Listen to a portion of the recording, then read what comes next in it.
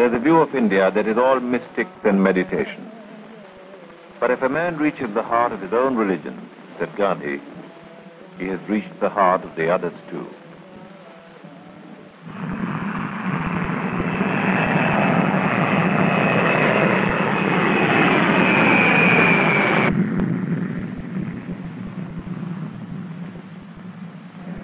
Some of the mystics are modern enough, like Szvámí Csidánanda, president of the Divine Life Society and one of the leading saints of Hindu India. At Palam Airport in Delhi, I met him on his way from Rishikesh to Calcutta to begin his tour of Divine Life Society centers all over the country. He offered his prayers and blessings, indifferent to the din of a modern airport, the gentle words of compassion often drowned in the roar of jet engines.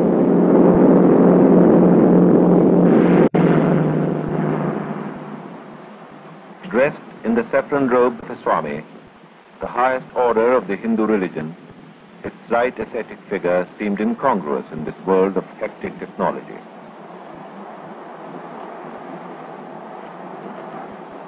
Szvámí Csidánanda is now a public figure as well as a saint, and he accepts the demands of his public presence in the same way that he accepts his spiritual calling. There's much in his appearance and manner to remind one of Mahatma Gandhi.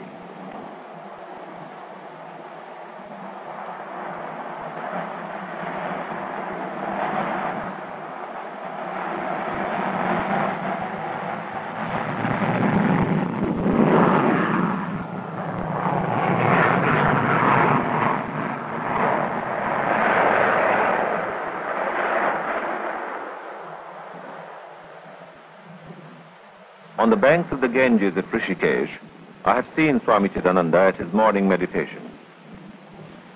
Rishikesh is a tiny town in Uttar Pradesh, in the foothills of the Himalayas.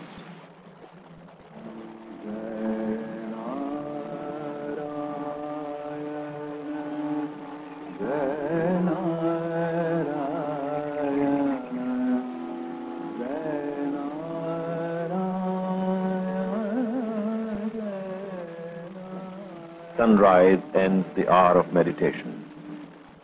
Those who practice yoga consider it auspicious to meditate by the Ganges, the sacred river of India.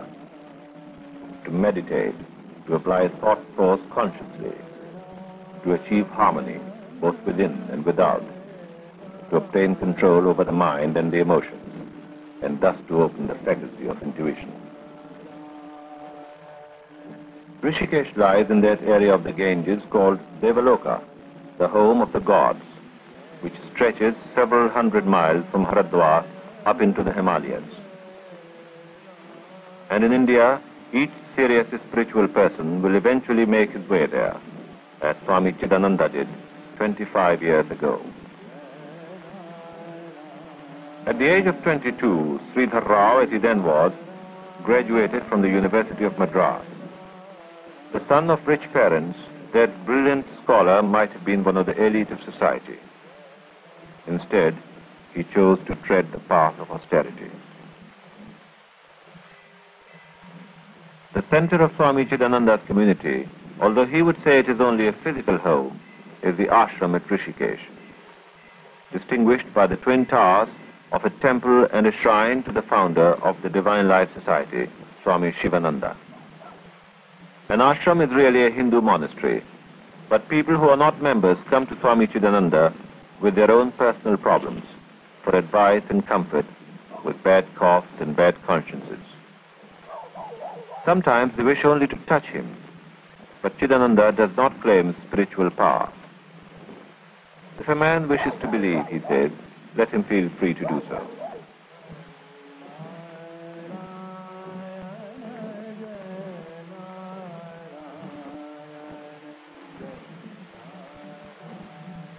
The real meaning of an ashram is a place to live, the place of one's guru, one's own spiritual teacher.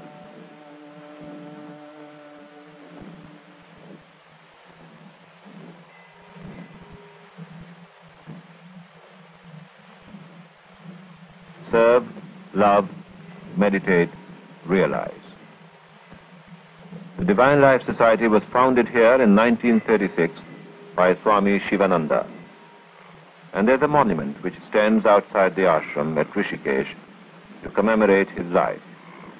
Swami Sivananda, hailed as the prophet of a new age for his inestimable services in the cause of raising the moral and spiritual standard of modern mankind.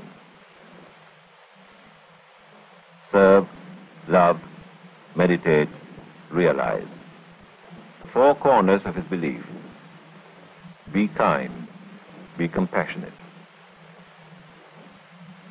In our great culture, in the Hindu view of life, all the stages of an individual's life were meant to be progressive stages of gradual ascending spiritual unfoldment, ultimately culminating in sannyas, the whole soul's dedication to God's quest alone.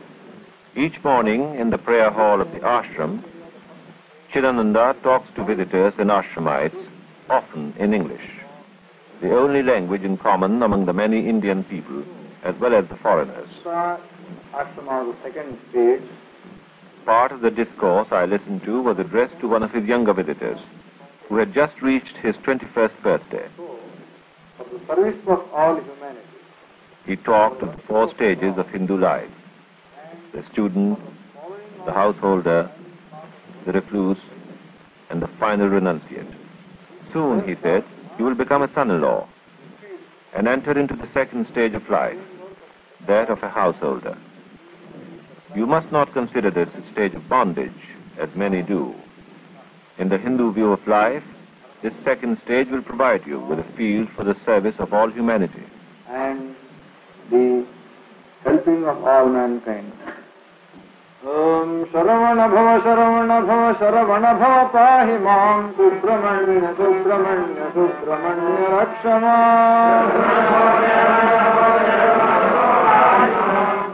An ashram is a place to which people will come to devote their time to spiritual pursuits, each according to what he or she finds most beneficial.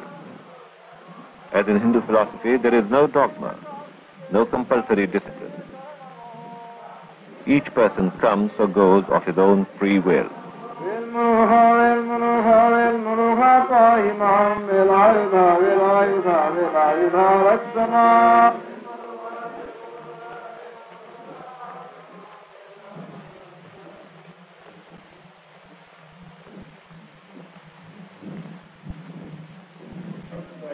At the end of each session, the Swami receives arcai, the sacred flame, all-consuming, all-transforming.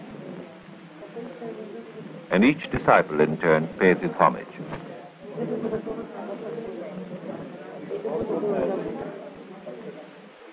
The Hindu way of greeting a Swami is to touch or kiss his feet, and Csidánanda always returns this gesture. Who am I, he has said, that people should prostrate before me?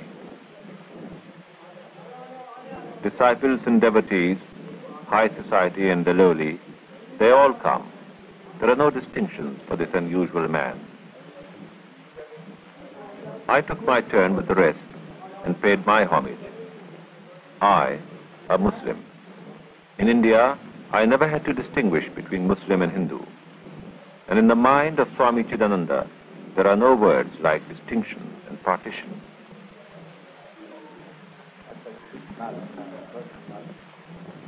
The day I paid my homage to Csidánanda, they were decorating the temple of the ashram for the ceremony of Shivratri, the birthday of Shiva, one of the gods of the Hindu Trinity. Brahma, Vishnu, Shiva, the creator, preserver, the destroyer, or rather the recreator.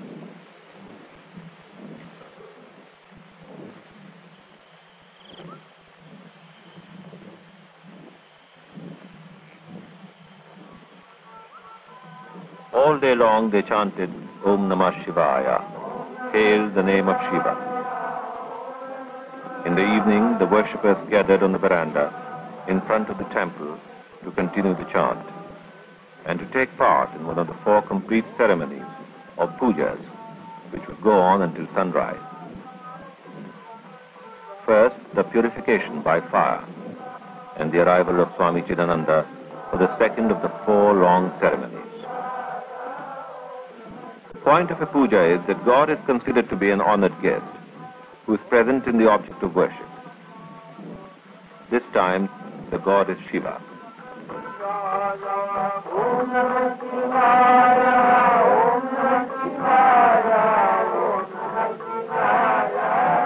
The first act is to summon the divine presence into the object of worship, the lingam, an elliptical stone shape symbolizing neither beginning nor end, but eternity. The guest is refreshed, bathed in water from the Ganges, and offered food: milk, curds, honey, mixtures of bananas, sugar, coconut, rice. Any mixture, in fact, of tasty and costly ingredients.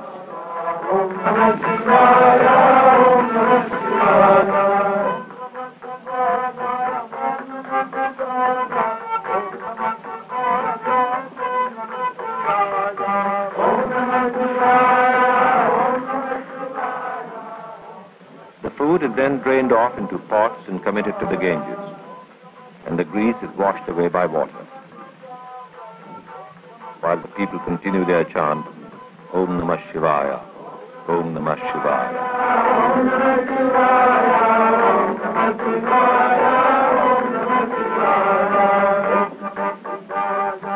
The lingam is decorated with sandalwood paste and kumkum, a red powder to protect against evil, the same powder that Hindu people will smear across their foreheads or chests.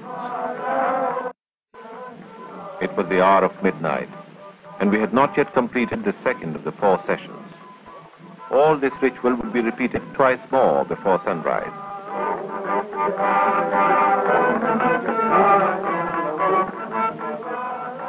Finally, the lingam is garlanded with bay leaves, and the dressing reaches its climax, symbolizing God in all his glory. For me, this was a ritual of faith far removed from my own, which detests worship of idols. But I had never had the need to question the practices of Hindus, neither as a child nor as a grown man returning now to Rishikesh.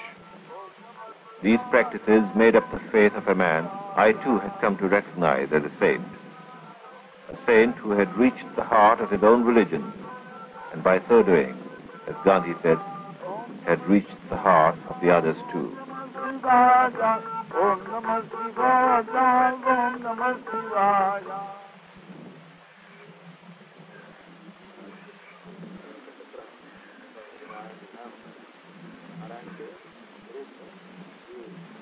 At the celebrations of the birthday of Shiva, I had witnessed some of the practices of Hindu faith. Now I saw Szvámí Csidánanda taking 2 men through their degrees of evolution. First, a young man graduating from his brahmacharya, or period of studentship. He would not pass through the second stage of a householder, but would go on from his brahmacharya to the third stage of a recluse.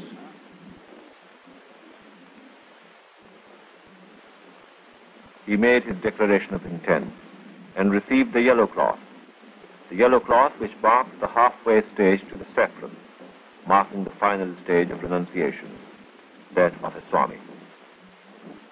Beside the effigy of his own guru, his spiritual teacher, Csidánanda himself performed this ceremony. He is now guru to them all.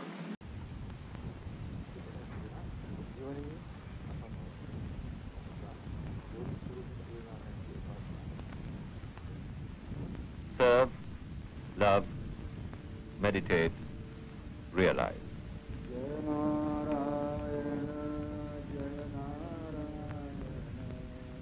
Then another man who had reached the final stage of becoming a fully fledged Swami. All his hair was shaved off. He can then decide to grow it again or not. But if not, he must be shaved clean each month.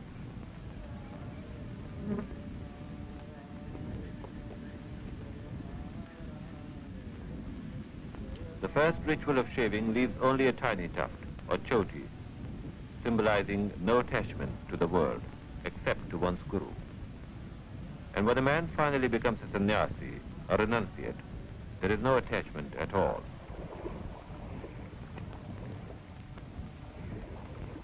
By the banks of the Ganges at Rishikesh, I watched the final ceremony of this young man's renunciation, the symbolic cutting off of the choti performed by Szvámí Csidánanda himself. It was a significant moment for Csidánanda too, for it was here in 1949, nearly 20 years ago, that his own guru, Swami Sivananda, the leader and founder of the Divine Life Society, had performed this ceremony on him. 3 times immersed in Ganga Maya, Mother Ganges, before receiving his saffron robe and touching the feet of Csidánanda.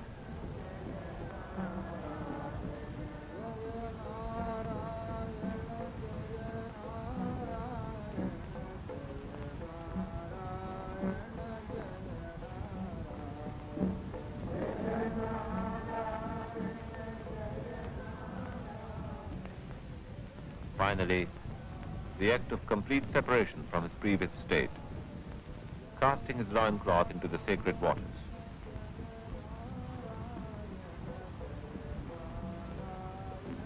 By the waters of the Ganges at Rishikesh, the place of religion, in the area of Devaloka, the home of gods, another young man had attained to the highest order of Hinduism, one who aspires to achieve complete control of his senses.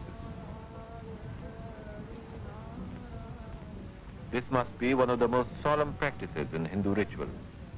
And yet here it was, this final act, performed in the open, on any old heap of stones by the river, watched over by the usual inquisitive crowd of layabouts, and ignored completely by the young, who had other dreams to attend to.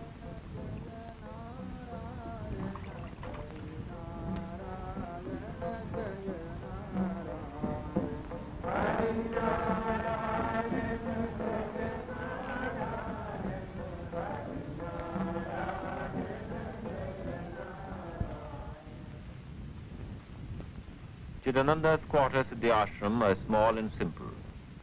Like all the rooms here, his too is sparsely furnished. Within these few square feet, he lives and controls the Divine Life Society. A regular visitor is the Baba. With characteristic humility, Szvámí Csidánanda returns the greeting.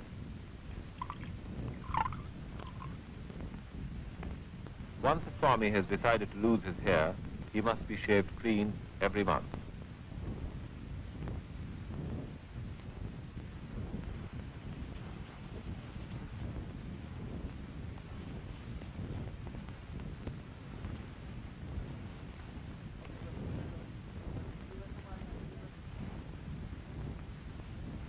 It seemed incredible to me that this simple room should be the powerhouse of an organization with branches not only in India, but also in the major countries of the West. And that this austere, unassuming man was the dynamo. Here he writes, dictates letters, receives visitors, listens to their problems, and proffers advice, both worldly and spiritual. Here too he sleeps, eats, performs his yogic exercises, and prays.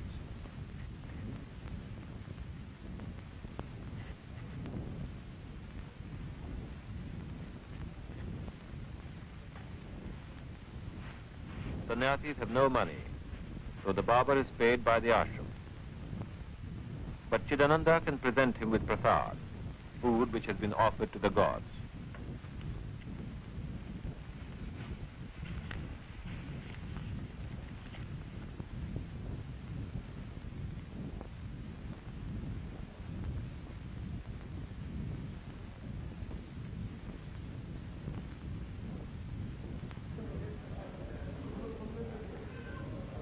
The walls of the ashram have many mottos, exhorting the inmates to keep the tenets of the Divine Life Society.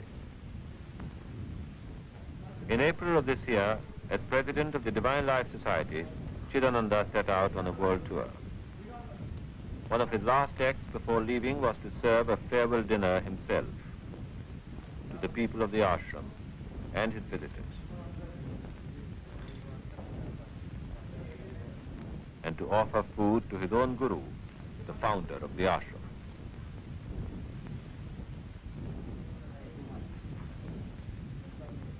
Csidánanda ate with knife and fork, a practice normally looked down upon by traditionalists. It is a measure of the indifference of this very modern man to beliefs he considers irrelevant.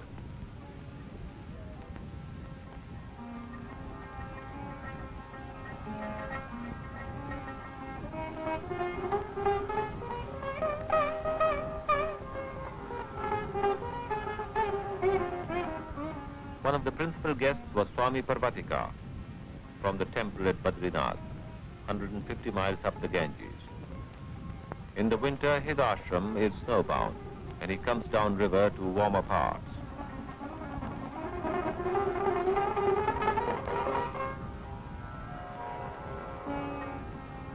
Swami Parvatika, together with Sivananda, the founder of Risikésből Ashram, are considered to be two of the great 5 Indian saints of this century.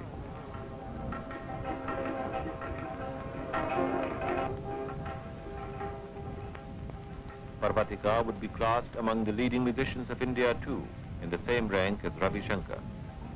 At Rishikesh, I listened to him playing the rag Bhairavi on an instrument of his own design, a combination of sitar and zither.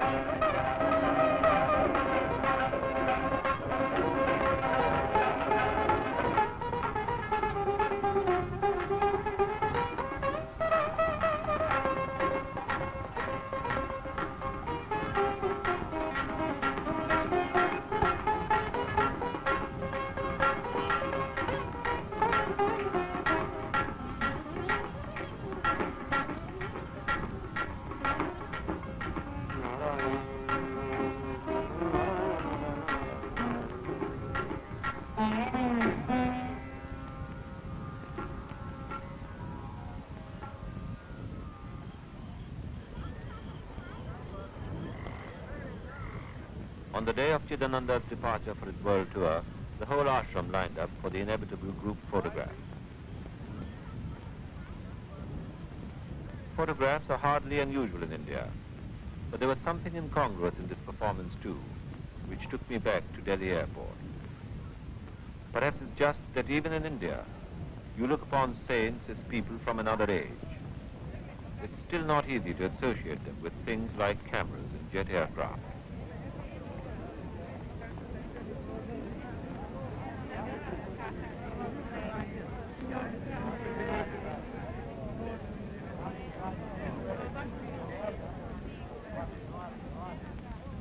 The disciples gathered round for their farewell wishes.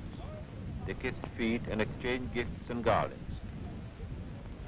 Even I was singled out for one from Csidánanda. I, the passing visitor and Muslim. But then the rule of his order is quite plain. When a man becomes a sannyasi, it says, he renounces all possessions, all distinctions of caste, and all attachments to any particular country, nation, or religion. Just before he left, he touched the feet of his deputy, Szvámí Csidánanda, who in his absence will preside over the affairs of the Divine Life Society.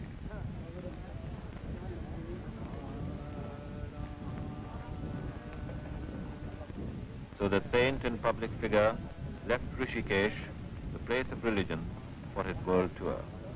But not as a missionary. There is no place for the arrogant evangelical in Hindu thought. A man convinces or converts himself. His aim is to seek communion with God. How he achieves it is his problem.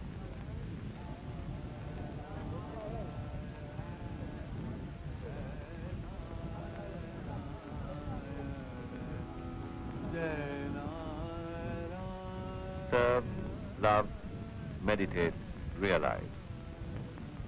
The teachings of the Divine Life Society and of Szvámí Csidánanda. But even in India, there is not always approval for men of this gentle thought, for men who strive to reach the heart of their own religion, and by so doing, as Gandhi said, reach the heart of the others too.